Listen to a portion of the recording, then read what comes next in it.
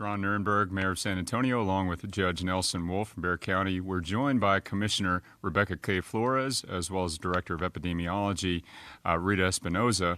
And tonight we're joined by UTSA head football coach Jeff Traylor. And this is our COVID-19 update for the San Antonio community. I'm going to be brief to start because I want to toss it over to the coach, but I do want to celebrate some good news tonight. We're reporting that our vaccination report shows that we have passed the 1 million mark. So we have over 1 million people in Bexar County that have been vaccinated with at least one dose. A full 1,008,521 individuals have received at least one dose. 784,115 people are fully vaccinated. That equates to 60.6% of Bexar County's population with at least one dose. 47.2% of the population are fully vaccinated. Keep up the good work, San Antonio. And now let me toss it over to Coach Traylor of UTSA to tell us a little bit about his COVID experience and the vaccination process for our young people. Thank you, Mayor. Appreciate you having me very much. I was one of those people that I thought the whole situation would not affect me. I was larger than life, and then right before the bowl game, I had COVID, right? And then I thought, well, I'd still be fine. And then about 8 days later, I couldn't get out of bed, and it really affected me. And I talked to my leadership council about it today. Conference USA has adopted a policy where if 80% of our kids get vaccinated, no more contact tracing, no more tests, which we were doing that 3 times a week. But some of the battles I come across by own players is they think they're invincible. And some of their own teammates have gotten sick, and they're all really fired up about getting it. And June 2nd, we're going to make a big push to see how many road runners we can get vaccinated. And then we begin our push for the Conference USA title. Thanks very much, Coach. Thanks for having me. Let me toss it over now to Judge Wolf. Just a couple of remarks, and I'll toss it to Commissioner Clay Flores. I was looking at the data again. I think we're 142 people in the hospital today. And I was looking at the data between the outbreak during the summer and then the outbreak during the winter. And the lowest we got down to was 184 between those two events when we thought things were going to be okay. And that was on October the 2nd. So everything just looks like it's very much in the right direction. But the main thing is we need to keep up the vaccination effort, and that's extremely important. And I'll toss it to the commissioner to bring you up to date on what we're doing. Hi, I'm County Commissioner Rebecca Clay Flores. To date, Bexar County Hospital System, UHS, has vaccinated a total of 448,289. Last week, we vaccinated 12,886, of which 6,000 were first doses. Judge, I think you want to talk a little bit about the Migrant Center. I hope you can pull it up on the screen. It was really an emotional meeting this morning when Commissioner Clay Flores and I went out to the Migrant Center that Bexar County had provided and said goodbye to the last 2 boys that were coming through that. We were there for almost 2 months. We had as many as 2,100 young boys, 13 to 17 years old. Extraordinary effort, Catholic Charities, Valero, so many different companies provided support and volunteers out there, and then the wonderful staff that worked so very, very hard to get these boys located with a family member here in the United States. Over 70% have been relocated. The rest will go to other centers that they contract with as they seek to find someone. They're here seeking asylum. They turn themselves in. There's a constitutional provision for people once they're here to seek asylum. Their cases will be heard. Then it will determine whether they can stay in the United States or return. But this was a great humanitarian effort by everybody, and I just want to thank you so much, all the people that supported it. Great. Thank you, Judge and Commissioner. I do want to make you aware of a great partnership between Metro Health and Six Flags Fiesta Texas. They are giving away 20,000 one-day tickets to people who get their COVID-19 vaccination at any of our Metro Health or partner vaccine clinics. That's the Alamo Dome, UT Health San Antonio, University Health System, University of Incarnate Word, WellMed or Bexar County Health Collaborative, and curative sites. Again, 20,000 one-day tickets to people who get their COVID-19 vaccination starting tomorrow, Tuesday, May 25th, or until tickets run out. 20,000 one-day tickets. So go get your vaccine, and then you can go have some fun at Six Flags Fiesta Texas. If you prefer to book an appointment, you can still do so at covid19.sanantonio.gov or by calling 311. And again, you can get vaccine alerts by texting vaccine or vacuna to 55000. Very briefly, a COVID-19 update, as the judge mentioned. Good numbers to report tonight. 110 new cases of COVID-19 yesterday and 139 today. So our 7-day rolling average, 183 today. Our 7-day rolling average is now 139. And our steady positivity rate has continued to decline. We are at now 1.3% positivity rate. So again, great cooperation from everyone in the community to get this virus under control. And we are starting to slowly, as people get vaccinated, we're starting to slowly get this pandemic put behind us. Over in the hospitals, there are 143 patients with COVID-19 tonight. We had 18 admissions in the last 24 hours, 43 patients in the ICU, and 30 are on ventilators. We have no new deaths to report tonight, but please, again, keep those who've lost loved ones, and there have been many, in your prayers this evening. I do want to remind you that Pfizer vaccines are approved for those who are 12 and up, so you can get a vaccine at any one of our public health labs if you are over 12. And again, the Alamo Dome is open from noon to 8 p.m. Wednesday through Friday. You do not need an appointment. Finally, I want to remind you a couple things. One, we are still experiencing a blood emergency, so the South Texas Blood and Tissue Center is asking for your donations. Please make an appointment to give blood. You can do so by going to southtexasblood.org or by calling University Health 210-358-2812. And again, our type O blood supply is critically low. That's used in trauma and surgeries, and we need desperately to have more donors step up. If you have been vaccinated with the COVID-19 vaccine, you can still donate blood. I've heard that there's a myth out there that if you've been vaccinated, you can't donate blood. That is not true. Please go give blood. And finally, if you've been struggling through this pandemic, paying rent or mortgage, the city and the county are working together for emergency rent relief and utility assistance. Call 311 for more information. Also there, you can get information about our job training program if you're out of work and without an income and would like to train for a job that's available today in our community. While you receive a stipend to make ends meet, please call 311 or visit covid19.sanantonio.gov. Please continue to do your part. Encourage others to get vaccinated if they haven't. Do it for yourself, do it for your family, and do it for San Antonio. Myself, the judge, the commissioner, the coach, and our doctor of epidemiology is here available for questions. Judge Wolf, did the federal government terminate the contract at the Freeman early, or will they pay out for the last week since it was set to expire on the 30th? Go ahead. So the contract did not terminate early. Of course, just like the contractors came in to set up showers and set up cots, it was intentional to make sure that the last kids were out a week before so that now the contractors can break down. So we are on target. Commissioner or the judge, I know neither of you have the exact numbers on unifications versus transfers, but are you satisfied, and do you think the federal government met their goals as far as moving kids out of the facility and finding better homes for them rather than just transferring them to other ORR facilities? Well, 70% have been reunited with some family member here in San Antonio. The last two boys that we said goodbye to and wished them well, they're going to Kansas City with family members there. In fact, one of them still had his Spurs cap on, which was pretty cool.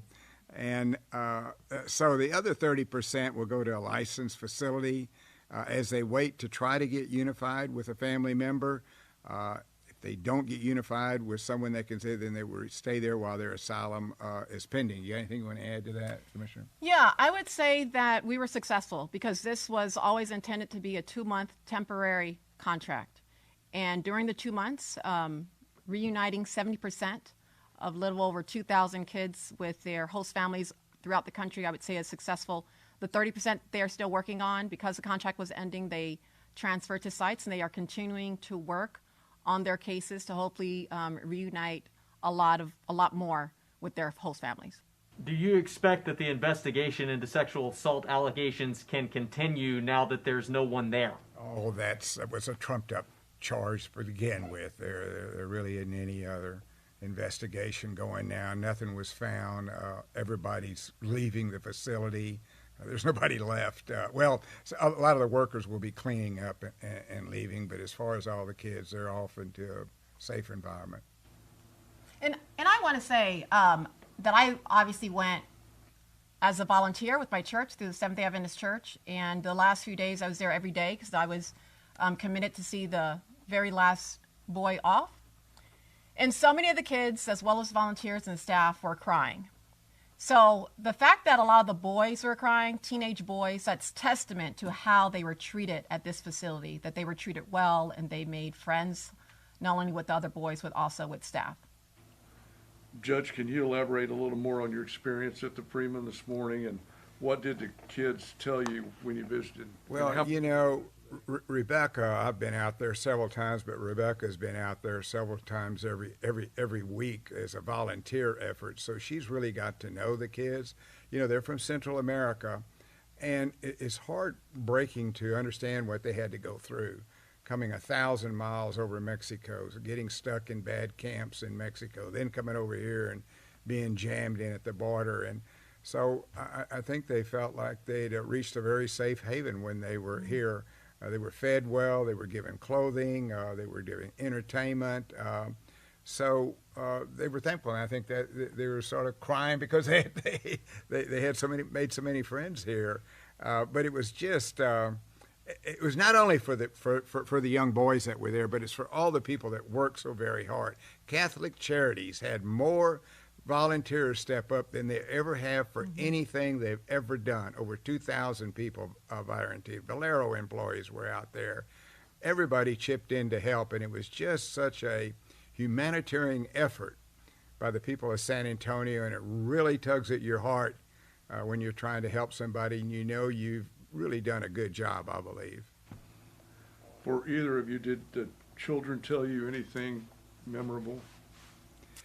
Well, you talk to them more than that. In fact, you can talk their language a lot better than I can. they said a lot of things. I thought one thing that was funny, because when I would go to do the service, I would always get the mic and announce, hey, we're here for our regular service. Make sure you bring your song sheets if you have them from last week, blah, blah, blah.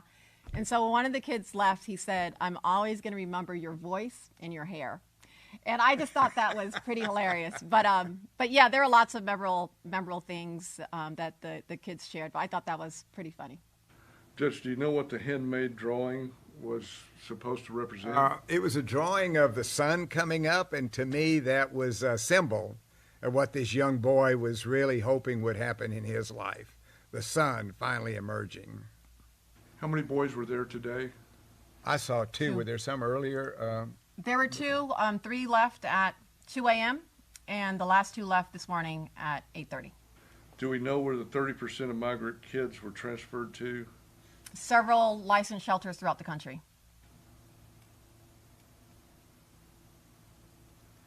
Even though some parents are hesitant, the vaccination program seems to be going well with the new 12 to 15-year-old cohort. Are you encouraged we'll continue to see this age group get vaccinated? We are encouraged that we'll see that group continue to get vaccinated. Right now, there's over 15,000 that have already been vaccinated, which is about 14% of the population. We've worked a lot with the school districts and other entities that serve that population, so I think we will see more and more of those children get vaccinated, which will help for the school year that comes. As the mayor mentioned earlier, beginning tomorrow, we know individuals who get vaccinated at certain locations will receive complimentary Six Flags tickets. Do you think this will help get more individuals out to the vaccination sites and increase the number of people who are inoculated? That's the hope. And I think it's in everybody's interest to do so, even Six Flags. Judge, what's your reaction to the settlement in the death of Cameron Prescott and the county paying $5 million? I don't think I've ever been so much upset over an incident as I was on that one.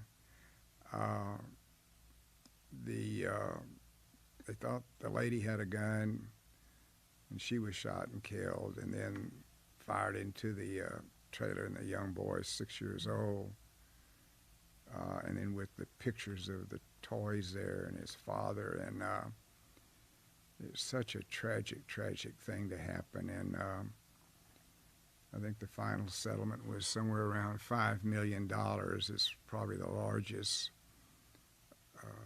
case Bexar County's ever had. The insurance paid for it, but inevitably you end up paying it back. It was just such a terrible, tragic thing. What do you hope the Bexar County Sheriff's Office has learned from this shooting death, and what changes have there been or would you like to see? Well, you know, I know the sheriff is working with better training programs, and this happened, remember, this happened about 4 years ago now. And so I think that they've stepped up and are being a lot more careful about shooting incidents. But this one, I think, struck me as a more tragic one than any of the others that I know of.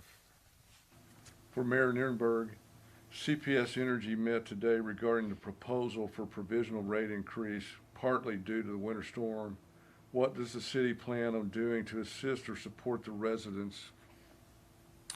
Well, again, I think a lot of that is pending right now. As you know, there's litigation involving ERCOT as well as the PUC and the gas suppliers, because we're working to ensure that the people, the community, residents who suffered through the crisis aren't also saddled with the bills.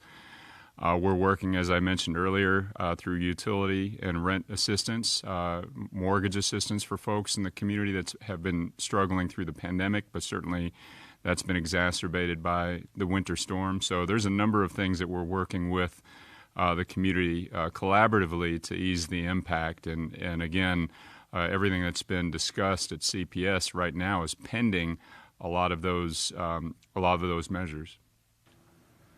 Do you have an update on the latest findings from the Winter Storm Committee that you appointed? Nothing specific at this point other than on June 15th, the select committee that's chaired by Reed Williams and has 4 council members, as well as Lisa Tatum, who is the former president of the Texas Bar, and General Ed Rice. They will be delivering their findings, their investigative report that covers the entirety of the winter event, from preparedness to communications to response. They'll be delivering that report on June 15th. From there, I'm sure you are going to see a flurry of activity at the city, CPS, and SAWS based on the recommendations that are going to be delivered straight to their boards.